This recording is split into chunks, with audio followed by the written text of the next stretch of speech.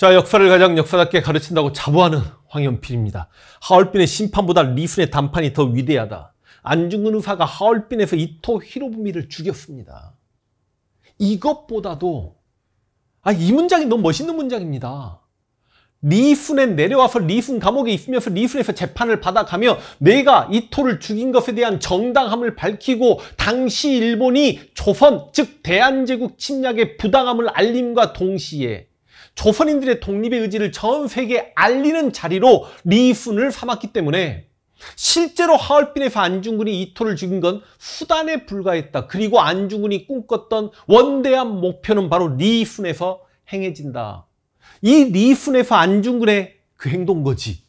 와, 사상가적 면모, 철학자, 모든 이들이 안중근을 경외의 눈빛으로 바라봅니다. 일본인 재판관과 검사와 변호사와 간수들, 일본 헌병들조차도.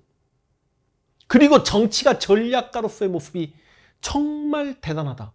감히 하얼빈에서 이토 암살은 안중근이 아니라 조도선도 할 수 있었고 우덕순도 할 수 있었던 거지만 리순에서 이 안중근의 면모는 아무나 흉내내기 힘들다. 그 안중근을 한번 들여다보고 싶습니다. 가보겠습니다. 여러분 다 알다시피 하얼빈에서 안중근이 이토를 암살하고 리순까지 거의 이틀간 기차를 타고 이토가 리순에서 하얼빈에 오는 그 길을 거슬러서 내려옵니다. 리순 감옥에서 약 2달간 갇혀 있다가 처음으로 이제 재판을 받습니다. 해가 넘어갔습니다. 1910년 2월 7일입니다.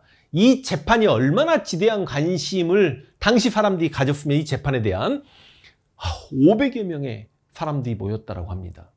그리고 지금 피고인석에 유동하, 조도선, 우덕순, 안중근 이렇게 앉아있죠. 실제로 이제 안중근이 일본인 재판관이 질문한 내용에 따박따박 안중근은 이 재판을 맞이하기까지 리순 감옥에서 2달간 있으면서 얼마나 머릿속에 자신의 생각을 정리하고 그 정리했던 생각을 일본 재판관을 향해 날렸을까요? 그래서 너무나 안중근이 대답을 잘해버리기 때문에 이 청중등을 실제로 재판관 밖으로 다 몰아내기도 합니다. 안중근이 뭐라고 했는지 한번 들여다보겠습니다. 일본 재판관이 물었습니다. 네가 뭔데 이토 히로부미를 죽였냐? 안중근이 이렇게 이야기합니다. 나는 개인으로 사람을 죽인 범죄인이 아니다. 나 살인자 아니다. 테러리스트 아니다. 지금 현재 한국과 일본이 전쟁을 하는 도중이다. 그래서 나는 대한국 의병 참모중장의 의무를 다하기 위해 하얼빈에 와서 공격을 가한 후 포로가 됐다. 나는 전쟁 포로다. 그래서 국제법에 입각해서 나는 내 적국의 수장을 죽였다. 리순 지방재판소와 하등에 상관없는 일 아니냐. 내가 왜 너희 재판소에 와서 일본 재판관에 의해 재판을 받아야 되냐. 만국공법과 국제공법으로 나를 판결해라. 할 말이 없죠. 그리고 재판관이 물어봅니다. 또 네가 진짜 죽인 이유가 뭐야 그러면. 네가 이토를 왜 죽였어? 와, 이걸 해석을 안 해주더라고요. 다른 영상들에선. 저는 합니다. 해야죠. 안중근이 이렇게 이야기합니다. 내가 이토를 왜 죽였냐고? 첫 번째, 우리 왕비 명성황후를 시해했잖아. 여러분 다 아시다시피 1895년 제가 요즘 자막을 안 달잖아요. 을미년에 미우라 고로, 당시 일본 공사관 이름입니다만 일본의 그 말도 안 되는 삼류낭인, 삼류라고 하면 안 되죠. 우리가 그냥 꼴보기 싫으니까 삼류라고 이야기하는 거지. 일본에 있는 집 자제들이 경복궁 담을 뛰어넘어서 그 건천궁까지 들어가서 민비 명성황후를 시해했죠. 그때 명성황후를 시해했던 1895년 당시에 이토가 뭐였는데? 뭘 하고 있었는데? 일본의 총리였습니다. 그 책임 누가 져야 돼? 이토가 져야죠. 1905년 11월 끝났죠? 을사조약이죠. 그래서 한국의 외교권을 빼앗아간 죄, 이토가 빼앗아갔죠. 1907년 정미 7조약을 강제로 맺게 하여 그때 군대까지 또 해산시키거든요. 같은 1907년 고종황제를 폐위시키거든요. 네덜란드 헤이그에 이상설, 이준, 이휘종 보냈다고 폐위시켜버리지 않습니까? 무고한 사람을 학살 많이 하죠. 실제로 동학 농민운동 과정에서도 일본군이 동학인들 많이 죽였고, 그리고 을미, 을사, 정밀병 때 한국인들 얼마나 많이 죽였습니까? 그리고 한국인의 권리를 박탈한 죄. 아니 지금 우리가 외교권만 알고 계십니다만 군대도 해산당하고 1909년에 기후각서로 사법권 이런 게 박탈당하니 그거 전부 다 이토가 있단 말이죠. 한국의 교과서를 불태운 죄, 한국인들 신문에 기여하게 못한 죄, 이게 1907년에 신문지법이라는 게 만들어져 가지고요. 황성신문, 제국신문 이런 신문이 폐간됩니다. 그리고 제1은행 1905년에 메가타라는 당시 경제고문이 화폐 정리 사업이라는 걸 해가지고 조선인들이 통용하고 있는 백동화를 일본의 제1은행권 화폐로 바꿔버리죠. 강제로 일본 화폐를 쓰라는 거 아닙니까? 그 백동화가 거의 고철이 되면서 조선의 자본가 다 작살나고 그 백동화가 고철이 된 걸 모르고 있었던 시골 마을로 가가지고 일본인들이 땅 문서 뭐 집 문서랑 바꿔와 버리니까 그때 농약 먹고 자살한 조선인들 장난이 아니었습니다. 그 얼마나 화난 일입니까? 경제적으로 예속을 시키자는 거죠. 화폐정리 사업을 이야기합니다. 화폐정리 사업을 해놓고 조선에 돈이 부족하지 않고 강제로 차관을 제공합니다. 그래서 우리가 일본에게 1,300만 원의 빚을 지게 되는데 이 빚을 갚자는 운동이 1907년의 국채보상운동이죠. 동양의 평화를 깨트린 죄. 그래서 이 동양의 평화를 깨트렸기 때문에 내가 생각하는 동양 평화는 이런 것이다라는 동양 평화론을 리슨 감옥에서 또 집필합니다. 한국인이 일본의 보호를 받고자 한다고 세계에 거짓말을 퍼뜨린 죄. 아주 악질 친일파들 이완용을 비롯한 새끼들 말고는 일본인의 보호를 받고자 하는 한국인이 몇 명이나 있었겠습니까? 그리고 천황의 아버지인 고메이 천황, 당신은 메이지 유신 이후에 메이지 천황이라고 하니까 천황이라고 다 외왕, 메이지 외왕이었는데 그때 고메이 뭐 천연두로 죽었네 이런 말도 있지만 이거 실제로 이토를 비롯한 메이지 유신 세력이 그랬다는 이야기가 있으니까 일본이 세계를 속인 죄. 아니 15가지 이야기를 들어보면 이토는 진짜 죽어 마땅한 사람인 겁니다. 일본 재판관이 할 말이 없죠. 자, 그런데 지금 앞서 여기 2월 7일 날 첫 재판이 열리고요. 불과 일주일 후에 2월 14일 날 우리가 알고 있는 무슨 날입니까? 발렌타인데이죠. 이 발렌타인데이, 실제로 이 발렌타인데이 자체가 일본에서 생겨난, 그래서 발렌타인데이 때마다 저는 이제 안중근에게 사형이 선고된 날이구나라고 생각하고 발렌타인데이를 크게 그렇게 여자친구가 초콜릿 갖다 줘도 실은 이렇단다라고 이야기하고 대충 뭐 그랬던 2월 14일 날 사형을 선고받습니다. 근데 안중근은 좀 억울하죠. 왜 억울합니까? 아니 나는 포로인데 난 내 적의 적장을 죽였는데 왜 내가 사형을 당해야 돼? 국제법에 입각해서 나 항소할란다 라는 생각을 가지고 있었단 말이죠. 근데 안중근이 항소를 포기한 이유 2가지. 첫 번째, 어머니 조마리아 여사의 편지가 당도합니다. 진짜 독립운동가들의 어머니죠. 이 조마리아 여사가 아들 안중근에게 보낸 편지, 진짜 이거 한번 읽어드리려고 지금 제가 오늘 이렇게 강의하는 거 아닙니까? 내가 만약 늙은 어미보다 먼저 죽은 것을 불효라 생각한다면 이 어미는 웃음거리가 될 것이다. 근데요, 여러분, 다시 한번 이야기합니다만 실제로 이게 조마리아 여사의 편지인 것은 정확하게 증명할 수는 없습니다. 그러나 어머니의 편지를 받고 항소를 포기했던 안중근, 그리고 실제로 아들의 죽음을 당당하게 인정하고 받아들이려고 어찌 보면 수위까지 보낸 조마리아 여사, 그리고 훗날 조마리아 여사에게 이야기를 들었던 서로 주고받은 편지 내용을 통해서 이 내용일 것이다 라고 우리가 추정하는 겁니다. 멋있죠? 죽으라는 거죠. 네가 하얼빈에 했던 행위가 전 조선인들에게 독립에 대한 의지를 심어주고 울분을 심어줬는데 네가 여기서 살고자 한다면 네가 하얼빈에 했던 의거가 누굴 위한 의거냐? 아들아 죽거라. 와, 이런 어머니가 우리 엄마는 이렇게 못합니다. 대단한 거죠. 존경스러운 거죠. 너의 죽음은 너 한 사람의 것이 아니라 조선인 전체의 공분을 짊어지고 있는 것이다. 내가 항소를 한다면 그것은 일제의 목숨을 구걸하는 것이니 내가 나라를 위해 이에 이른즉 땀만 먹지 말고 죽으라. 옳은 일을 하고 받은 형이니 비겁하게 삶을 구하지 말고 대의에 죽는 것이 어미에 대한 효도이다. 아마도 이 편지가 이 어미가 너에게 쓰는 마지막 편지가 될 것이다. 여기에 너의 수의를 지어 보내니 이 옷을 입고 가거라.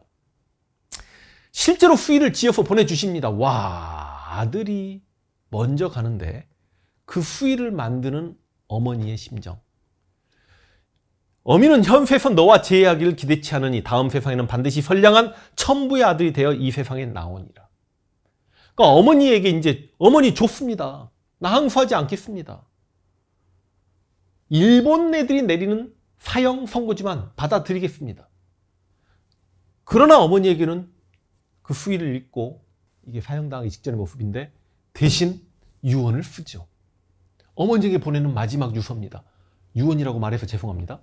불초한 자식은 감히 한 말씀을 어머니 전에 올리려 합니다. 이거는 실제로 안중근 의사가 조마리아 여사에게 보내는 편지 맞습니다. 엎드려 바라옵건대 자식의 막심한 불효와 아침 저녁 무난 인사 못됨을 용서하여 주시옵소서.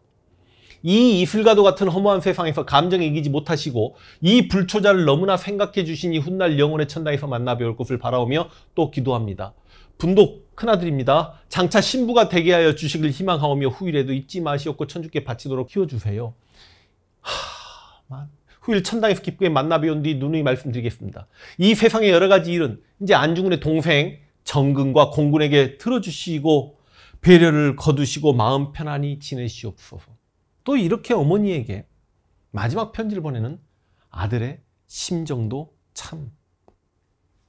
그리고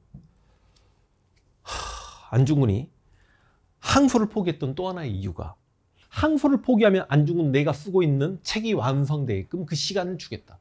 안중근은 처음 니승 감옥에 와서 재판을 받을 때까지 자신의 일기를 씁니다. 안응칠 역사입니다. 자, 그리고 이건 미리 써놨는데 동양평화론을 쓰죠. 무슨 말이냐? 안중근 스스로가 자신이 이토의 동양평화론에 속았다.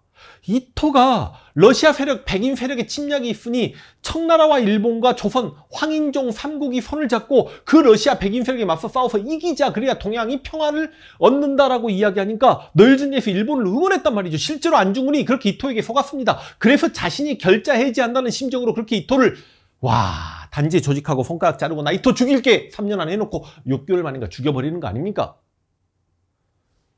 근데 이제 자신이 생각하는 동양평화론을 써야죠. 근데 이걸 쓸 시간을 주겠다 그래서 항소를 하지 않아요. 그런데 일본 아이들이요. 이게 미완성작인데 갑자기 사형을 집행해버립니다. 그 사형을 집행한 날이 1910년 3월 26일입니다. 근데요. 뒷날짜가 똑같죠. 다시 이토 히로부미가 안중근에게 죽음을 맞이한 날이 1909년 10월 26일입니다. 안중근이 사형당한 날이 1910년 3월 26일입니다. 26일 갔죠. 이토가 안중근에게 총을 맞은 시간이 9시 30분. 그리고 10시에 죽습니다. 안중근을 이토가 사형당한 시간에 맞춰서 사형을 시킵니다. 아니 항소를 하지 않으면 동양평화론을 집필할 시간을 준다고 해놓고 그것도 거짓말이고 실제로 사형을 시켰던 날짜와 시간까지 이토가 죽었던 날짜와 시간에 맞춰서 이게 복수하듯이 이렇게 하는 거 아닙니까? 이게 나중에 또 언제 그런지 아십니까? 윤봉길 의사가 1932년 4월 달에 상해 홍콩 공원을 일으켰을 때 당시 일본인 대장 히라카 황가가 죽잖아요. 우와! 날짜하고 시간을 또 맞춥니다. 윤봉길 의사를 사형시킬 때. 이게 일본 아이들이거든요. 안중근 의사 동양평화로입니다. 지금 서양 세력이 동양으로 뻗쳐오는 환난은 동양인이 단결하여 막아내미 최상책이라는 것은 비록 어린아이일지라도 익히 아는 일이다. 그런데 무슨 이유로 일본은 이러한 대세를 돌아보지 못하고 같은 인종인 나라 청나라와 조선을 치고 우위를 끊어내는가. 이래서인지요. 지금 실제로 하얼빈에 가도 하얼빈역 앞에 안중근 기념관 엄청나게 있고요. 리순 감옥에 가도 안중근 동상이 있지요. 그래서 나는 동양평화를 위한 의제를 하얼빈에서 개전하고 하얼빈을 심판의 자리로 그리고 단판한 자리로 리순을 정했으며 이어 동양평화 문제에 관한 의견을 제출하는 바이다. 이 책이 미완성입니다. 1910년 3월 26일 안중근은 교수형을 당합니다. 근데 안중근은 개인적으로 나 의병장이었다. 나 군인이니까 굳이 나를 사형시키려면 총으로 쏘아 죽여라. 나 총살령 당하겠다. 안중근의 말을 들어주는 게 하나도 없죠. 안중근의 시신을 인도받기 위해 안중근의 동생 안정근과 안공근이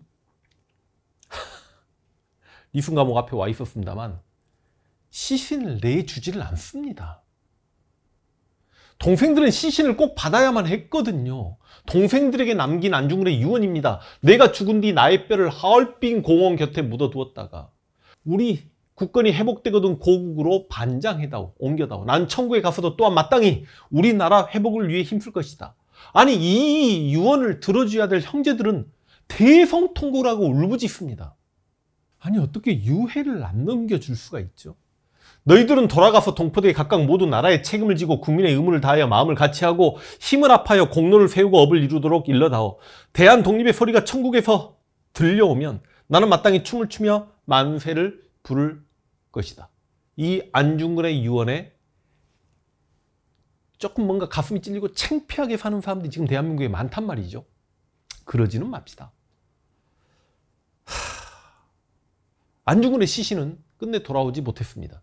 김구 선생님이 안중근의 유해를 모시기 위해 백방으로 노력했고 효창동 공원에 324묘 옆에 안중근 의사의 가묘까지 만들어놨습니다만 지금도 빈 무덤이죠. 후손으로서 참 부끄럽다는 말씀과 더불어 이제 안중근 사후에 안중근을 존경하는 사람들 이야기, 그리고 안중근의 가족 이야기 계속 한번 해볼 수 있도록 하겠습니다.